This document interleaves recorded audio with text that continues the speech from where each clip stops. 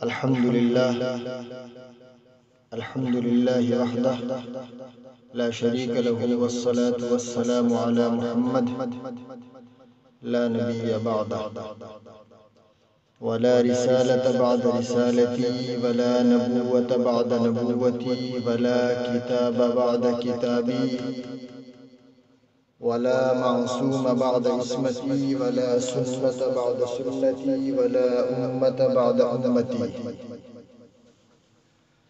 صدق الله العظيم. قال الله تبارك وتعالى: وما خلقت الجن والإنس إلا ليعبدون ما أريد منهم من رزق وما أريد أن يطعمون إن الله هو الرزاق ذو القوة المتين.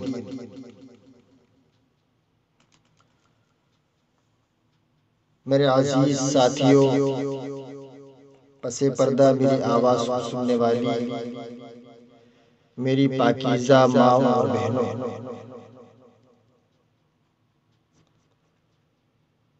کل کے بیان کے اندر میں نے شب برات کے تعلق سے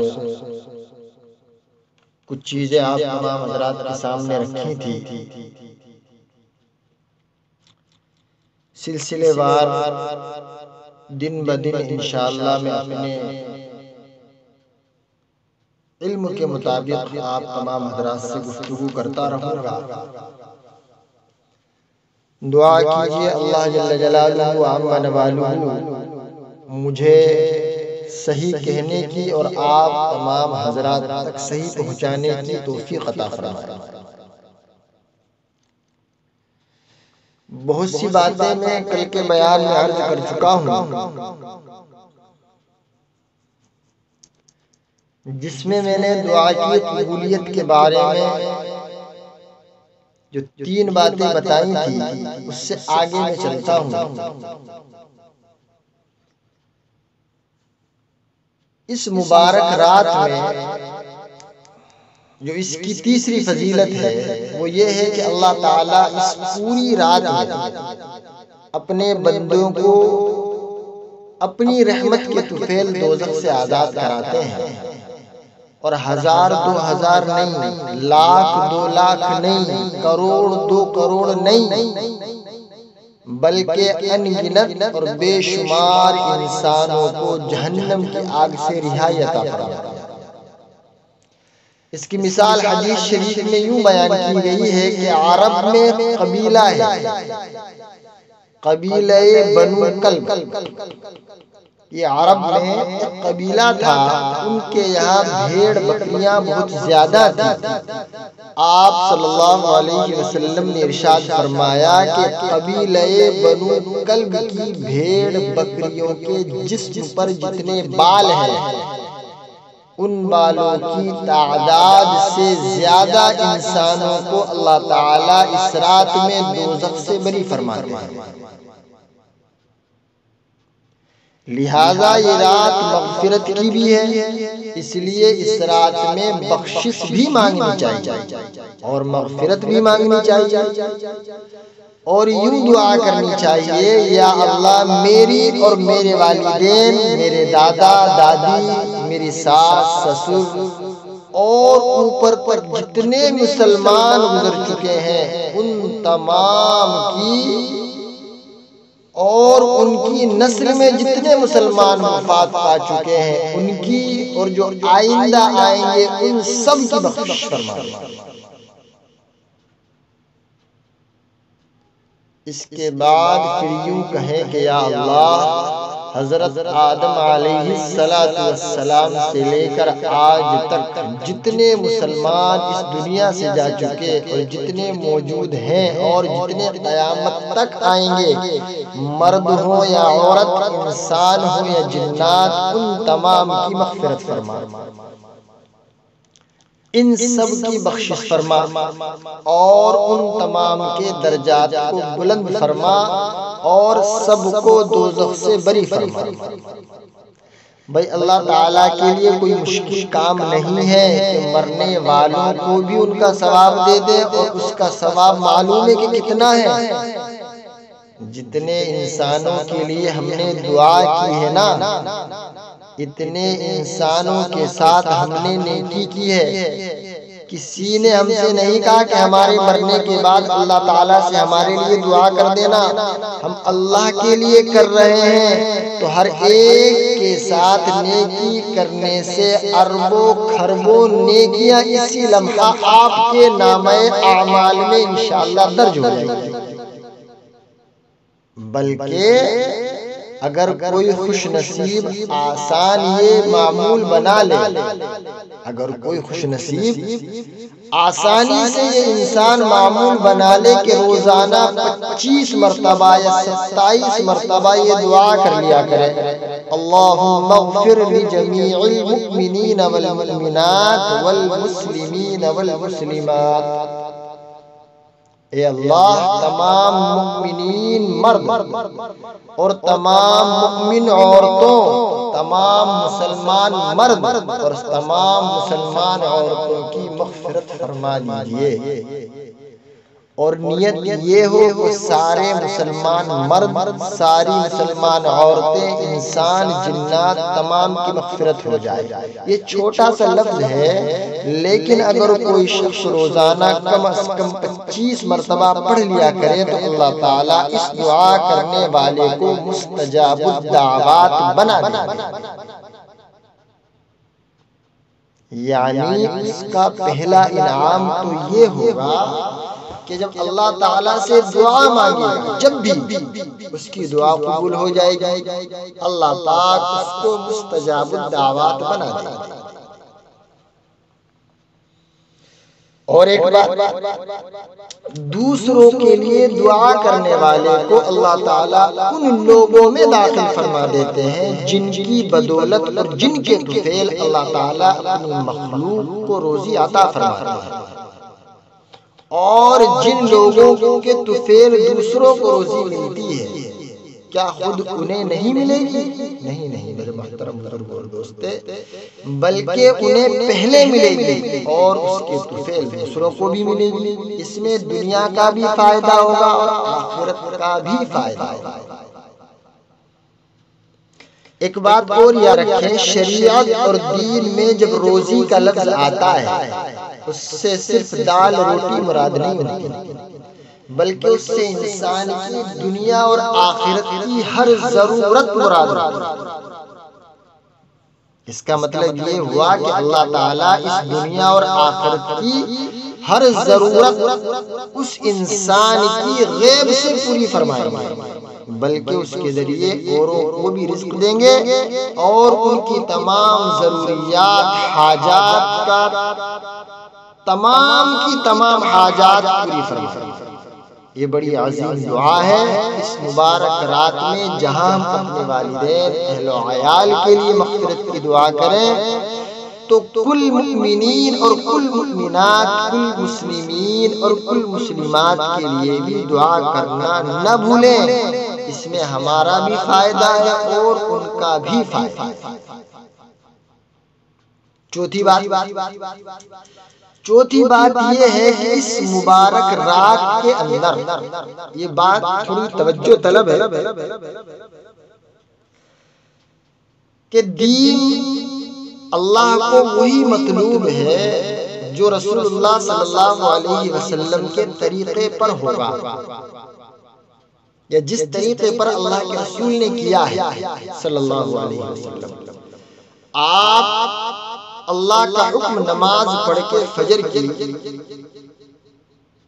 کہ اللہ کا حکم ہے فجر کی نماز، لیکن طریقہ رسول اللہ کا اس نماز کے اندر نہ ہو تو وہ نماز، وہ عمل اللہ کے یہاں مردود قرار دیا جائے گا۔ آج ہمارا المیہ یہی ہے، ہم سچ کو قبول نہیں کرتے، ہم حق کو قبول نہیں کرتے، ہمارے اندر باطل کی لائن لگی ہوئی ہے۔ کرونا وائرس کے تعلق سے کل میں نے بڑے بڑے عالموں کو اور بڑے بڑے دانشوروں، سیاست دانوں، مفکرین، مفسرین کو دیکھا ہے میں کفریہ عمل کرتے، کم از کم اللہ کے بندو، آپ کو اللہ نے عقل سلیم دی ہے، قلب سلیم دیا ہے، فہم و فراست سے نوازا ہے، تو اس لائٹ جلانے، موم بتی جلانے والے عمل کو اللہ کے رسول صلی اللہ علیہ وسلم کی جو لایا ہوا دین ہے اس سے میچ کر لے۔ بڑے بڑے علماء لائٹ جلا رہے، اللہ، یہ ایسے مسلمان ہیں بزرگوں جن سے یہودی بھی شرمائے۔ بہرے کے چوتھی بات میں جو عرض کر رہا تھا وہ یہ ہے کہ اس مبارک رات کے اندر شریعت میں کوئی خاص عبادت مقرر نہیں ہے، جس کا جس عبادت میں زیادہ دل لگے سنت کے مطابق اس کو انجام دے۔ آئی میری بات سمجھ؟ جس کا تلاوت میں دل لگے مثلا تلاوت کرتا رہے، جس کا ذکر میں دل لگے وہ ذکر کرتا رہے، جس کے دعا میں دل لگے وہ دعا کرتا رہے، جس کا نفلوں میں دل لگے وہ نفلیں پڑھتا رہے، جس کی قضا نمازیں باقی ہو وہ قضا نمازیں پڑھتا رہے، یہ بھی عبادت میں۔ جس کا صدقہ دینے کو دل چاہے وہ صدقہ دیتا رہے۔ بہرے کے شریعت میں اس رات کی کوئی خاص عبادت مخصوص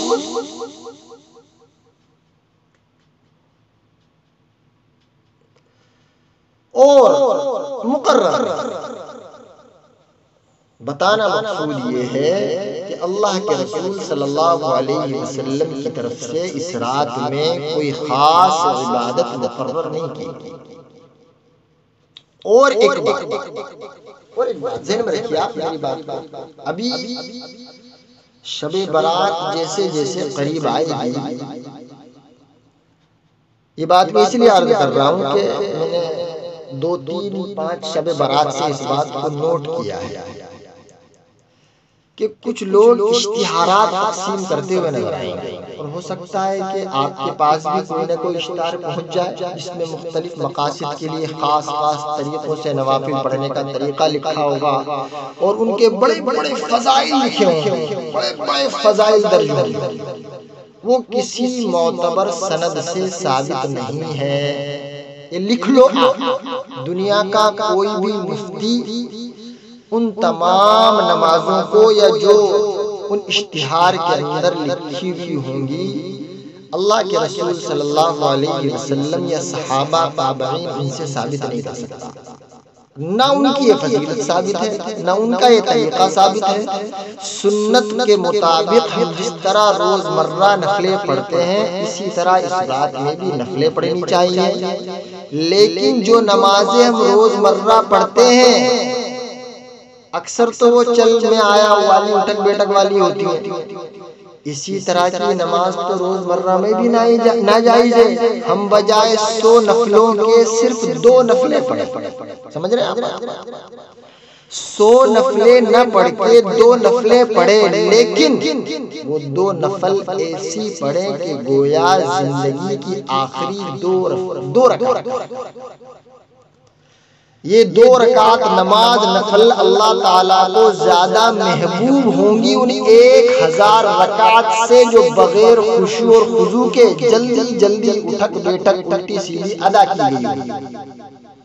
اس لیے بے شک کم نوافل پڑھیں، لیکن بڑے آرام اور اطمینان اور سکون اور خشوع خضوع کے ساتھ پڑھیں۔ اب آئیے خاص بات کی طرف آپ کو لے کر کے چلتا ہوں۔ اب آپ میں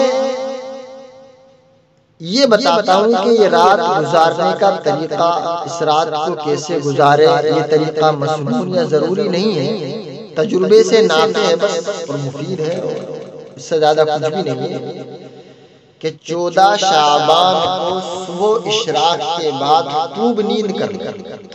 یہ تجربے کی بنیاد پر ایک بات کہی جا رہی ہے، ضروری نہیں کہ آپ اسی بات پر عمل کریں۔ میں نے پہلے عرض کیا، آپ کو اگر قرآن پڑھنا، دعا کرنا، استغفار کرنا، صدقہ دینا، ان چیزوں میں دل لگتا ہے تو آپ میری بات کو لات مار دیں، چھوڑ دیں۔ ایک تجربے سے ایک بات میں اپنی رکھ کہ 14 شعبان جب ہو صبح آپ خوب نیند لیں۔ اب زیادہ نیند لیں گے تو اس نیت سے کہ ہم زیادہ سے زیادہ رات کو عبادت کریں گے، آپ اس نیت سے آپ دن بھر آرام کریں، دن بھر کام کاج بھی زیادہ محنت والا نہ کریں، اور ظہر کے بعد قیلولہ کریں، دوپہر کا کھانا کھانے کے بعد 1-2 گھنٹہ سو جائیں، نیند نہ آئے تب بھی لیٹ جائیں۔ قیلولے سے عجیب و غریب طبیعت میں نشاط پیدا ہوتا ہے، اور عصر کے بعد اگر غسل کر کے نئے کپڑے پہن لیں تو بہت اچھی بات ہے۔ جیسے جمعے کی تیاری کرتے ہیں ویسے ہی تیاری کر لیں، خوشبو وغیرہ لگا کر بہترین قسم کی لباس پہن کر مغرب کی آذان سے پہلے تیار ہو کر مسجد میں آ جائیں۔ اگر آذان کے بعد بھی پہنچ جائیں تو کوئی حرج نہیں، یہ کوئی فرض اور واجب نہیں ہے، میں صرف آسانی کے لیے ایک عبادت کرنے کا طریقہ بتلا رہا ہوں۔ بہرحال بہتر یہ ہے کہ آپ مسجد میں آذان سے پہلے پہنچ جائیں، اور آذان ہوتے ہی سمجھ لیں کہ گویا اس رات کی رحمتوں کی موسلادھار بارش شروع ہو گئی، اور آپ مغرب کی نماز بڑے آرام، سکون اور اطمینان اور خشوع اور خضوع سے ادا کریں، اور نیت کر لیں کہ میں عشاء تک بنیت اعتکاف بیٹھوں گا، یعنی آپ اعتکاف کی نیت کر لیں۔ لہذا عشاء تک نفلی اعتکاف کی نیت کر لیں، لیکن یہ بات ذہن میں رہے کہ عشاء تک اعتکاف کی نیت سے بیٹھنا کوئی اس رات کی خصوصیت نہیں ہے، کسی بھی دن یہ نفلی اعتکاف کیا جا سکتا ہے۔ مغرب سے عشاء کی اعتکاف کی خصوصیت آپ کو بتا دیتا ہوں۔ مغرب سے عشاء کی اعتکاف کی فضیلت حدیث میں ہے کہ اگر کوئی شخص مغرب کے بعد عشاء تک کسی بھی دن اعتکاف کر لے اور دوران اعتکاف کسی سے بات چیت نہ کرے اور نہ کسی قسم کی دنیا کی بات کرے، اللہ تعالیٰ اس کے لیے جنت میں ایک محل بنا دیتا ہے۔ لہذا مناسب یہ ہے کہ ہم اس رات میں اعتکاف کر لیں، کیونکہ اس میں فائدہ ہی فائدہ ہے، دنیا کی باتوں میں نہ لگیں، فرائض نوافل ادا کریں، ذکر کریں، قرآن پڑھیں، تسبیح پڑھیں، مغرب کی سنتوں کے بعد اوابین کی 6 رکعتیں پڑھیں، بلکہ یہ تو ہر روز پڑھنی چاہیے، کیونکہ اوابین کی فضیلت یہ ہے کہ اللہ تعالیٰ اس کو 12 سال کی عبادت کا ثواب عطا فرما دیتے ہیں، اور ایک روایت میں ہے کہ اللہ تعالیٰ اس کے اتنے گناہ معاف فرما دیتے ہیں جتنے سمندر کے جھاگ ہیں، یعنی صغیرہ گناہ معاف ہو جاتے ہیں۔ لیکن آپ صلی اللہ علیہ وسلم سے اوابین کی جہاں 6 رکعتوں کا ثبوت ہے وہاں 20 رکعت کا بھی ثبوت ہے، اس لیے کبھی کبھی زندگی میں 20 رکعت بھی پڑھنی چاہیے۔ اس سنت کو کون زندہ کرے گا؟ کریں گے نا انشاءاللہ۔ آپ صلی اللہ علیہ وسلم کی امت ہی زندہ کرے گی نا۔ خواتین حضرات کا کام ہے کہ اس سنت کو بھی زندہ کریں۔ یہ رات بھی مبارک ہے اور عمل بھی مسنون ہے، لہذا کوشش کریں کہ مغرب کے بعد مسجد میں ہی رہ جائیں، بجائے 6 رکعت کے 14 شعبان کی برکت سے، شب برات کی برکت سے 20 رکعت پڑھیں اور آرام اور سکون سے پڑھیں۔ ذرا سی دیر میں عشاء کی نماز کا وقت ہو جائے گا، اگر کوئی وقت بچ جائے تو دعا میں مصروف ہو جائے، جیسا کہ ابھی میں نے عرض کیا کہ اس رات قبولیت دعا کا وقت مغرب سے ہی شروع ہو جاتا ہے، اس لیے درمیان میں وقفے سے کوئی نہ کوئی دعا مانگتے رہیں یہاں تک کہ عشاء کا وقت ہو جائے، اور اسی طرح خواتین بھی گھروں میں یہی عمل دہرائیں، بہتر ہے۔ میری بات کو خواتین بھی سن رہی ہیں، وہ بھی عمل کریں اور عشاء کی نماز باجماعت ادا کریں اور معمول کے مطابق سنت نوافل پڑھیں۔ عشاء کی سنتوں کے بعد 2 نوافل تو عام ہیں، پڑھی جاتی ہیں، لیکن اگر کوئی 4 پڑھ لے اس کو تہجد کا ثواب ملتا ہے۔ یہ ایسا نسخہ ہے کہ آدمی بآسانی ساری زندگی تہجد کا ثواب حاصل کر سکتا ہے۔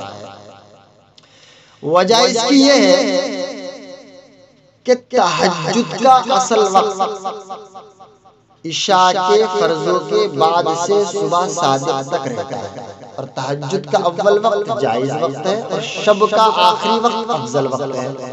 اس لیے بھائی اگر آخر اور افضل وقت میں تہجد نہ پڑھ سکے تو عشاء کے بعد ابتدائی جائز وقت میں ہی تہجد کی نماز پڑھ لیا کرے۔ البتہ اس میں سونا شرط نہیں ہے، جیسا کہ عام لوگوں میں مشہور ہے کہ تہجد تو سونے کے بعد اٹھ کر پڑھنی چاہیے، تہجد کے لیے شرط نہیں ہے۔ اس کی کوئی حقیقت نہیں ہے۔ تہجد رات کے آخری حصے میں نوافل پڑھنے کا نام ہے، چاہے ساری رات جاگتا رہا ہو یا سو کر اٹھا ہو یا نہ سویا ہو۔ لہذا جب بھی ہم پڑھ لیں بھائی، جب ہم پڑھ کر بھی سو سکتے ہیں تو کیوں نہ تہجد پڑھ کر سوئیں؟ اس سے نفس بھی نہیں پھولے گا، کیونکہ رات کو اٹھ کر تہجد پڑھنے سے آدمی سمجھتا ہے کہ میں بڑا تہجد گزار اور میں بہت بڑا عبادت گزار ہوں۔ میرے کہ یہاں بھی بہت سے ہوں گے جو اپنے آپ کو بڑی عبادت گزار سمجھے گا۔ خیر، تہجد کے لیے بہتر یہ ہے کہ کم از کم 4 رکعت پڑھیں، اور اس کا درمیانہ درجہ یہ ہے کہ 8 رکعت پڑھیں، اور سب سے افضل اور بہتر درجہ یہ ہے کہ 12 رکعتیں پڑھیں۔ اور مزید اگر ہمت، قوت، طاقت اور استطاعت ہو تو صلاۃ التسبیح بھی پڑھ لیں، اس لیے کہ رات بھی مغفرت کی ہے اور یہ نماز بھی باعث مغفرت ہے۔ صلاۃ التسبیح پڑھنے کی وجہ سے اس قسم کے گناہ معاف ہوتے ہیں، اور یہ سب کو معلوم ہے کہ رات بھی مغفرت کی ہے، تو انشاءاللہ یہ سونے پہ سہاگا ہو جائے گا۔ ویسے صلاۃ التسبیح بعد از مغرب بھی پڑھ سکتے ہیں، اور 12 بجے سے پہلے بھی آپ اپنی اپنی سہولت دیکھ لیں۔ میں نے آپ کو ایک مسنون عمل بتایا ہے، اس کے بعد دعا بھی کر لیں، اور یہ تمام اعمال کر کے اپنے اپنے گھروں کو چلے جائیں۔ اگر نزدیک میں کوئی قبرستان ہو جس میں کوئی میلہ ٹھیلا نہ ہو، جیسا کہ آج کل قبرستانوں کو سجایا جاتا ہے، وہاں مردوں اور عورتوں کا مخلوط اجتماع ہوتا ہے، ڈھولک، سارنگی، قوالی، سب کیا کیا ہو رہا ہے۔ آپ دیکھو یہ فتنے کا زمانہ ہے، سب حرام اور ناجائز کام ہے۔ ایسے قبرستان میں جانے سے پرہیز کریں، اس سے بہتر ہے کہ آپ اپنے اپنے گھروں کو چلے جائیں۔ البتہ جو قبرستان سناٹے والے ہیں اور اس میں ایسی خرافات نہ ہو اور آپ آسانی سے وہاں جا سکتے ہوں، تو رات کو 12 بجے سے پہلے یا 12 بجے کے بعد چند منٹ کے لیے وہاں چلے جائیں۔ قبرستان جانے کے آداب بھی آپ ملحوظ رکھیں۔ سورہ فاتحہ، قل هو اللہ یا سورہ فاتحہ 12 دفعہ اور قل هو اللہ پڑھ کر کم از کم تمام مردوں کو اس کا ثواب بخشتے ہیں اور ان کے لیے مغفرت کی اللہ سے دعا کرتے ہیں۔ قبرستان جانا بھی نہ فرض ہے نہ سنت، بلکہ صرف مستحب ہے، اور ہر سال قبرستان جانا بھی کوئی ضروری نہیں ہے، کیونکہ نبی کریم صلی اللہ علیہ وسلم سے شب برات میں قبرستان جانا زندگی میں صرف 1 یا 2 مرتبہ ثابت ہے، جبکہ آپ کی زندگی میں شب برات 23 مرتبہ آئی ہے۔ سمجھ گئے میری بات یا دوہرا دوں؟ آواز صاف پہنچ رہی ہے میری؟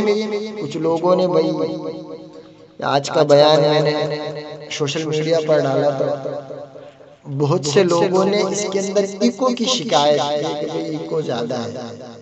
اب آپ لوگ ریکارڈ کر کے مجھے بھیجتے ہیں، یہاں سے تو میں صرف بولتا ہوں، ادھر سنا جاتا ہے۔ سنا ایک مائک جو ہے، ایک اسپیکر مستورات میں ہے اور ایک لوگوں کے فلیٹ میں جہاں پر لوگ اعتکاف میں ہیں، بہرکیف اس پر بھی توجہ دیں، لوگوں کی شکایت میں نے آپ تک پہنچا دی ہے۔ تو میں عرض کر رہا تھا کہ اللہ کے رسول صلی اللہ علیہ وسلم کی زندگی میں شب برات 23 مرتبہ آئی ہے، اور آپ صلی اللہ علیہ وسلم 1 یا 2 مرتبہ قبرستان ساری زندگی گئے۔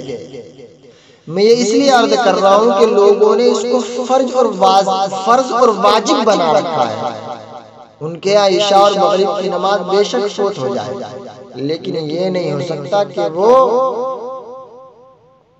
ٹھٹھا نہ جائے، واہ کمال ہے، قبرستان نہ جائے۔ اللہ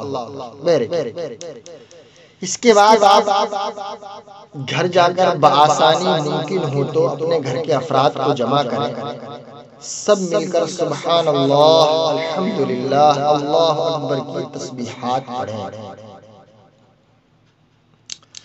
درود شریف کی تسبیح پڑھیں، بچوں کو بھی پڑھوائیں تاکہ ان کی بھی تربیت ہو۔ ہمارے والد رحمت اللہ علیہ کا بھی یہی معمول تھا کہ وہ بھی ہمیں اس رات میں ذکر بتایا کرتے تھے، لیکن اگر سب جمع نہ ہو، الگ الگ عبادت کریں، تب بھی مقصود حاصل ہے، جمع ہونا فرض نہیں ہے۔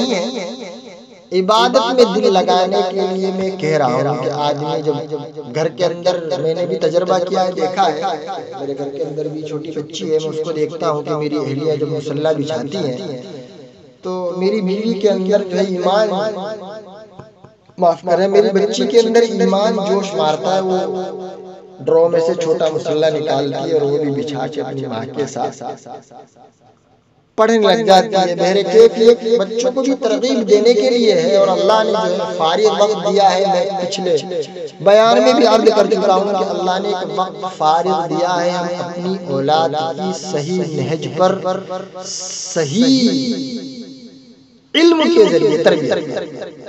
کرونا وائرس نے ہم کو فارغ رکھا ہے، ہم اپنی اہلیہ کی، ماں باپ اگر ساتھ رہتے ہیں تو ان کی خدمت کریں، اگر بچے ہیں ہمارے تھوڑے بڑے ہیں تو ان کو نماز سکھائیں، آداب سکھائیں، خود بھی نماز سیکھیں، اگر نہ جانتے ہوں تو سوشل ڈسٹینس جو بول رہے ہیں آج کل، اس کو مینٹین کرتے ہوئے، آج کل تو یہ ترقی یافتہ زمانہ ہے، آپ ویڈیو کے ذریعے کسی عالم سے پوچھیں کہ بھئی نماز کیسے پڑھی جاتی ہے، پھر اس کو بچوں کو سکھائیں، پریکٹیکلی طور پہ کر کے بتائیں۔ اللہ نے وقت دیا ہے، فارغ وقت دیا ہے، ایک ایک دعا اپنے بچوں کی سنیں، بیوی کی سنیں، ٹوائلٹ جانے کی، آنے کی، کھانے کی، سونے کی، اٹھنے کی، ہر چیز کی دعا ان کو اللہ نے جو وقت دیا ہے نا فارغ، اسی لیے دیا ہے۔ آپ ہم سمجھیں، لوگ واویلا صرف یہ مچا رہے کہ مسجد بند ہوگی، اللہ نے سب کے مسجدیں بند کر دی۔ ارے اللہ کے بندو، مومنین کے لیے اللہ نے تمام روئے زمین کو مسجد بنا دیا ہے، یہ چاہے جہاں سجدہ کرو،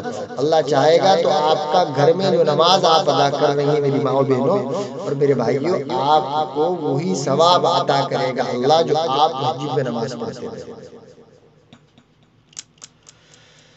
تو میں عرض کر رہا تھا کہ چھوٹے بچوں کو عبادت کے لیے آمادہ کرنے کا یہ طریقہ ہے۔ آپ ان کے لیے کوئی، جیسے آج کل چلتا ہے کہ بھئی بچوں کو مطلب عبادت کے لیے ابھارنے کے لیے کہ یہ کرو گے تو یہ دوں گا، یہ کرو گے تو یہ دوں گا، آپ یہ طریقہ بھی اختیار کر سکتے ہیں۔ آپ اپنے طریقے سے، آپ اس سے بہتر اپنے بچوں کے بارے میں جانتے ہیں، ان کی بہترین تربیت کریں، اس رات میں ان کو عبادت کے لیے ابھاریں۔ کہنے کا مقصد میرا یہ ہے، اگر وہ عبادت سے آنا کانی کریں تو آپ کچھ بھی مطلب انعام ان کے لیے مقرر کر کے اللہ کے حضور ان سے عبادت کروا سکتے ہیں۔ اس کے بعد آپ اپنے گھر میں بیٹھ کر بھی دعا کریں۔ 3 دعائیں بہت ہی جامع ہیں، میں بتا دیتا ہوں، ان میں سے جو سب سے جامع دعا ہے وہ قرآن ہے۔ پہلی دعا یہ ہے، ربنا آتنا فی الدنیا حسنہ وفی الآخرۃ حسنہ وقنا عذاب النار۔ سورہ بقرہ کے اندر اللہ نے اپنے حبیب صلی اللہ علیہ وسلم پر اس آیت کریمہ کو اتارا، جس میں اللہ فرماتا ہے، اے ہمارے پروردگار، ہم اللہ سے اپلائی کر رہے ہیں۔ پہلی دعا آپ نوٹ کیجئے، اے ہمارے پروردگار ہمیں دنیا میں بہتری عطا فرما اور آخرت میں بھی بہتری عطا فرما اور ہمیں جہنم کے عذاب سے بچا۔ یہ جامع ترین دعا ہے۔ دوسری دعا کہ اے اللہ، نبی کریم صلی اللہ علیہ وسلم نے دنیا اور آخرت کی جتنی بھلائیاں مانگی ہیں وہ سب آپ ہمیں عطا فرما، اور جن جن چیزوں سے آپ صلی اللہ علیہ وسلم نے پناہ مانگی ہے آپ ہمیں ان سب سے پناہ عطا فرما دے۔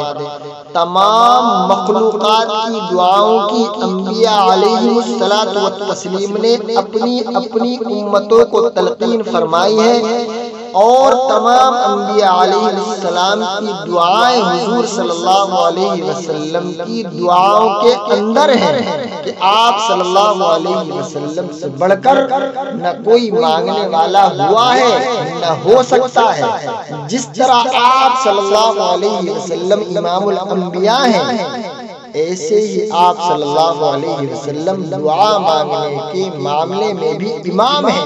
آپ کی بے شمار دعائیں ہیں، سب دعائیں آپ صلی اللہ علیہ وسلم نے مذکورہ دعا میں جمع فرما دی ہے۔ یہ بہت ہی جامع دعا ہے، اس میں تمام خوبیاں ہیں اور تمام دعائیں ہیں اس دعا کے اندر۔ دو دعائیں ہو گئی، اب آپ تیسری دعا۔ تیسری دعا ان سب دعاؤں کا خلاصہ ہے، اور وہ یہ ہے کہ عافیت کی دعا۔ یہ لفظ اگرچہ بہت چھوٹا سا ہے لیکن یہ ان ساری دعاؤں کی سردار ہے۔ جیسے الحمدللہ جن کلمات سے اللہ تعالیٰ کا شکر ادا ہوتا ہے ان سب کا سردار ہے، اسی طرح جن کلمات سے اللہ تعالیٰ کی بارگاہ میں دعا مانگی جاتی ہے لفظ عافیت ان سب کا سردار ہے۔ ساری مخلوقات مل کر اللہ سے دعا مانگے، آخرت کی خیر مانگے، مصیبتوں اور پریشانیوں سے بچنے کی دعا کرے، اور ایک آدمی ایک طرف تنہا بیٹھ کر فقط عافیت کی دعا مانگے تو اس شخص کی یہ دعا ان سب دعاؤں کے بھائی۔ یہ تین دعائیں میں نے آپ کو بتائی ہیں، یہ اول اور آخر اور درمیان میں کریں، اور تہجد پڑھ کر بھی کریں۔ پھر جب نیند آنے لگے تو زبردستی عبادت نہ کریں۔ اللہ تعالیٰ بڑے کریم ہیں، ہماری کمزوریوں سے واقف ہے، انہوں نے ساری رات جاگنا اپنی رحمت عطا کرنے کے لیے شرط قرار نہیں دیا۔ جو مغرب کی نماز باجماعت پڑھے، رات بھر عبادت کا ثواب بتا دیتا ہوں، انشاءاللہ تعالیٰ وہ عشاء کی نماز بھی باجماعت مع تکبیر اولیٰ کی پڑھے گا، اور جو عشاء کی نماز باجماعت تکبیر اولیٰ سے پڑھ لیتا ہے ازرو حدیث اس کو آدھی رات جاگ کر عبادت کرنے کا ثواب ملتا ہے، اور جو فجر کی نماز جماعت سے پڑھ لیتا ہے اس کو باقی آدھی رات جاگ کر عبادت کرنے کا ثواب ملتا ہے۔ روزانہ جو آدمی عشاء اور فجر کی نماز باجماعت ادا کرنے کا عادی ہو جاتا ہے تو ساری رات جاگ کر عبادت کرنے کا ثواب اس کے نامہ اعمال میں لکھ دیا جاتا ہے۔ اس لیے میں نے کہا کہ جب عبادت کے دوران نیند آنے لگے تو ایسی صورت میں زبردستی عبادت نہ کریں، کیونکہ اب سونا نفع میں ہے، اب سو جانا بہتر ہے۔ 3 ساڑھے 3 گھنٹہ سو جائیں، اس کے بعد پھر تہجد کے لیے بیدار ہو جائیں۔ بچوں کے علاوہ جو سمجھدار ہوں ان کو بھی جگا لیں، وہ سب ضروریات اور حاجات سے فارغ ہو کر تہجد میں مشغول ہو جائیں، صلاۃ التوبہ پڑھ لیں اور گڑ گڑا کر اپنی ساری زندگی کے گناہوں کی معافی مانگیں، اور اس کے بعد دل میں آپ کے دل میں جتنی بھی دعائیں ہیں وہ مانگیں، اور پھر کچھ تسبیحات پڑھ لیں۔ رات کا یہ آخری حصہ بڑا قیمتی ہے، یہ خاص وقت ہے اللہ کی رحمت کا۔ ویسے تو روزانہ یہ وقت قبولیت دعا کا مخصوص وقت ہے، لیکن اب یہ شب برات کا آخری حصہ بھی ہے، اس لیے اس وقت اللہ تعالیٰ سے خوب اپنے گناہوں کی معافی مانگے، قرضوں کی ادائیگی کی دعائیں مانگے، اور اپنے لیے حج اور عمرے کی دعا مانگے، رشتوں کی دعا مانگے، کاروبار میں برکت کی دعائیں مانگے، رمضان کے روزوں کے اندر خیر و برکت کی دعائیں مانگے، صحت عافیت کی دعا مانگے، دنیا اور آخرت کی ساری بھلائیاں مانگنے، اور یقین رکھیں کہ جو کچھ مانگا ہے وہ سب کا سب ہمیں مل گا۔ یقین سے مانگو گے تو انشاءاللہ اپنی آنکھوں سے دیکھو گے جو مانگا تھا وہ مل رہا ہے۔ اس کے بعد آپ سحری کھا لیں اور سیدھے مسجد میں آئیں، گھر میں نہ بیٹھیں، کیونکہ سحری کھاتے ہی نیند کا نشہ آنا شروع ہو جاتا ہے۔ اس لیے گھر بیٹھنے میں خطرہ ہے کہ کہیں نیند کا غلبے میں جماعت نہ نکل جائے، اس لیے سیدھے مسجد میں آ جائیں، اور خواتین گھر میں مصلی پر بیٹھ جائیں، وہ بھی ذکر اور دعا میں لگی رہیں یہاں تک کہ فجر کی اذان ہو جائے۔ مرد حضرات مسجد میں فجر کی نماز باجماعت تکبیر اولیٰ کے ساتھ پڑھیں، اور خواتین گھر میں اپنے اپنے وقت پر نماز ادا کریں۔ اس کے بعد اگر نیند نہ آ رہی ہو تو اشراق پڑھ کر سو جانا بہتر ہے۔ اشراق پڑھ کر آپ رات بھر کی نیند پوری کر لیں، یہ رات گزارنے کا طریقہ ہے۔ انشاءاللہ اس طرح سے یہ رات قیمتی بن جائے گی، اور اس رات کے فضائل اور برکات انشاءاللہ آپ کو ضرور حاصل ہوں گے۔ بہرکیف وقت بہت ہو گیا، انشاءاللہ اب جو ہے میں باقی کی باتیں کل عرض کروں گا انشاءاللہ، کیونکہ کل بھی کچھ حضرات نے تقاضا رکھا تھا کہ بھئی مولانا زیادہ وقت نہ لیا کریں۔ بہرکیف انشاءاللہ تھوڑی تھوڑی بات وقتاً فوقتاً میں پوری کروں گا۔ ابھی تک میں نے جو چیزیں اپنے بیانات کے اندر بتائی وہ یہی ہے کہ ہم کو اس رات میں کرنا کیا ہے۔ اب انشاءاللہ آئندہ کل پرسوں جیسے ترتیب در ترتیب میں اس چیز کو بتاؤں گا کہ اب کیا نہیں کرنا ہے، اور یہ صرف اس رات کے لیے نہیں ہے، ہر رات کے لیے۔ اور ہم کوشش کریں میرے محترم بزرگوں اور دوستوں، اٹھتے بیٹھتے چلتے پھرتے یہ کرونا جو عذاب آیا ہے بیماری کی اور وبا کی شکل میں، اللہ سے ہم اس کے لیے بھی معافی طلب کریں، اپنے گناہوں کی معافی طلب کریں، اور لوگوں کو بھی اس بارے میں بتائیں بھئی سرکار جو آرڈرز دے رہی ہے اور جو ان کے رولز ہیں ان کو فالو کریں، گھر میں رہیں، بلا ضرورت گھر سے نہ نکلیں۔ اور جیسے کہ 15 شعبان کی رات کو کچھ لوگ قبرستان جاتے ہیں، ابھی سے کچھ علماء حضرات کا، کچھ قبرستان کی کمیٹیوں کا یہ حکم آ چکا ہے کہ قبرستان پوری طریقے سے بند رہیں گے۔ تو میں نے اپنے بیان کے اندر بتا دیا کہ اللہ کے رسول کی زندگی میں یہ رات 23 مرتبہ آئی، اور اللہ کے رسول 1 یا 2 مرتبہ اس رات قبرستان گئے۔ تو آپ بلا مطلب سرکاری حکم کو نہ توڑیں تاکہ آپ کے اوپر کوئی قانونی کارروائی کی جائے، اس چیز سے بھی آپ بچیں۔ آپ کثرت سے استغفار کریں اور صدقہ دیں۔ اللہ کے رسول نے فرمایا کہ صدقہ ہر بلا کو ٹالتا ہے، اور اللہ استغفار پڑھنے کی برکت سے آپ کی جتنی بھی پریشانیاں ہیں ان تمام مصیبتوں سے نکلنے کا راستہ بنا دیتا ہے۔ تو کوشش کریں میری ماں بہنوں، آپ بھی مرد حضرات بھی کوشش کریں کہ اللہ جو ہے ہمیں کثرت سے استغفار کرنے کی توفیق عطا فرمائے، اپنے گناہوں کو یاد کر کر کے ان پر معافی مانگنے کی توفیق عطا فرمائے، اور تمام عالم سے اس کرونا سے جو آج یہ وبا کی شکل میں پوری انسانیت پر پھیلا ہوا ہے، اس سے ہم تمام کی حفاظت فرمائے۔ آمین ثم آمین، وآخر دعوانا الحمدللہ رب العالمین۔